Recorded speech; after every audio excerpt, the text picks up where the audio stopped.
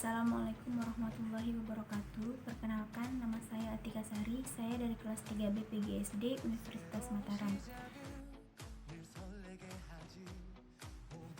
Baiklah, di sini saya akan sedikit menjelaskan mengenai bagaimana posisi perencanaan pendidikan sekolah dasar pada Provinsi NTB di abad ke-21 ini.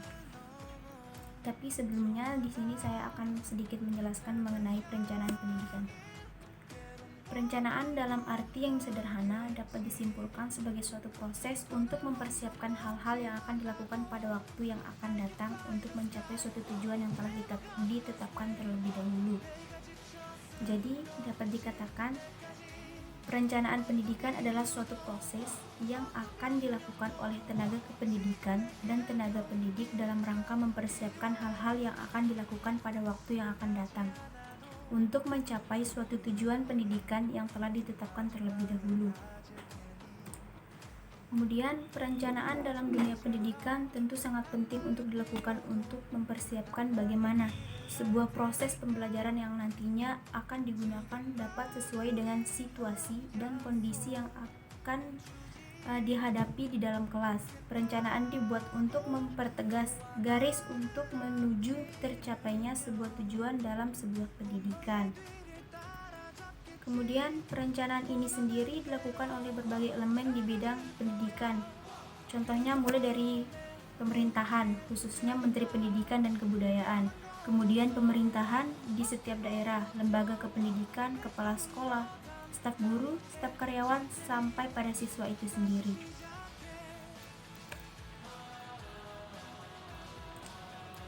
Kemudian menentukan kebijakan, prioritas, kebutuhan biaya dalam proses pendidikan tentu dibutuhkan analisis yang rasional dan sistematik agar dapat memaksimalkan efisiensi dan efektivitas pencapaian tujuan tersebut.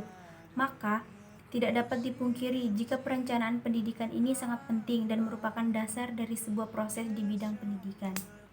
Sehingga, pada abad ke-21 ini, siswa dituntut harus memiliki keterampilan dan bukan hanya kecerdasannya saja. Keterampilan ini mampu diasah oleh siswa sendiri ataupun guru dari pengenalan potensi yang dimilikinya, sehingga memudahkan siswa untuk mengasah keterampilannya dan dapat bersaing dalam abad ke-21 ini. Kemudian di sini kita akan membahas inti dari permasalahannya, yaitu bagaimana posisi perencanaan pendidikan sekolah dasar pada Provinsi NTB di abad 21 ini. Perkembangan dunia abad 21 ditandai dengan pemanfaatan teknologi informasi dan komunikasi dalam segi kehidupan, termasuk dalam proses pembelajaran.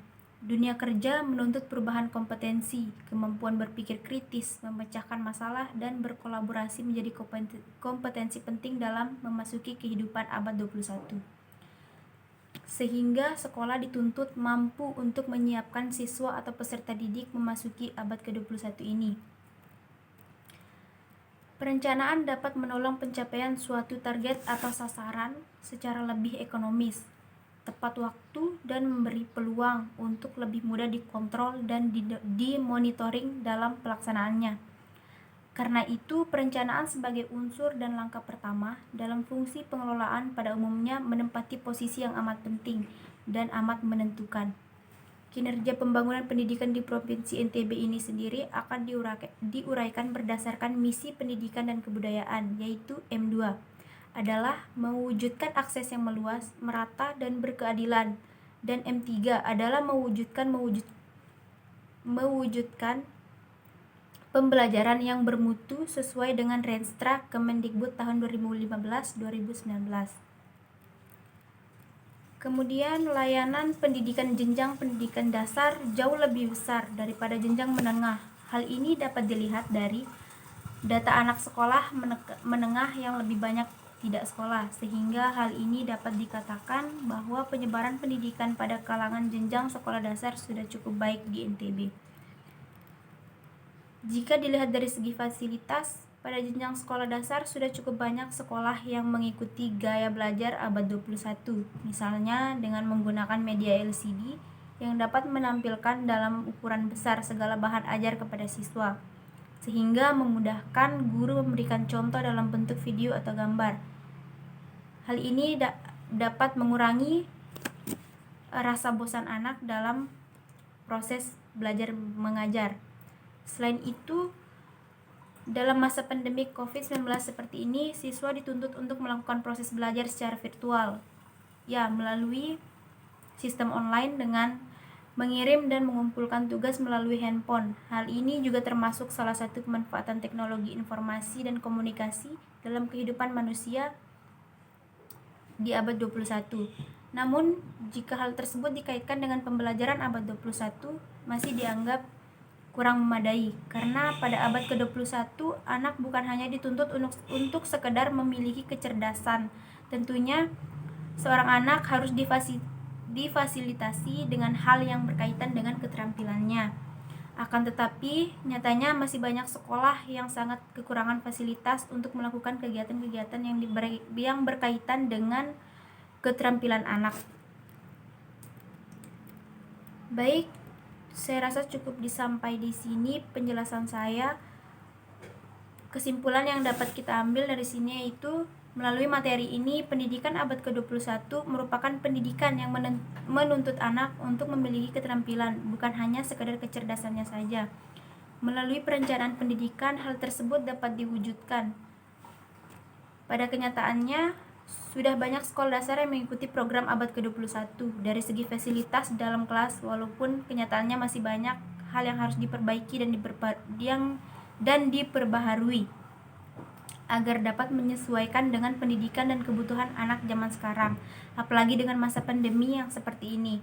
Selain itu, pembelajaran pada abad 21 ini hendaknya disesuaikan dengan kemajuan dan tuntutan zaman. Begitu halnya dengan kurikulum yang dikembangkan oleh sekolah, dituntut untuk merubah pendekatan pembelajaran yang berpusat pada guru atau pendidik, atau teacher-centered learning, menjadi pendekatan pembelajaran yang berpusat pada peserta didik, atau student-centered learning. Hal ini sesuai dengan tuntutan dunia masa depan anak yang harus memiliki kecakapan berpikir dan belajar, atau thinking and learning skills. Saya rasa cukup sampai di sini. Terima kasih. Wassalamualaikum warahmatullahi wabarakatuh.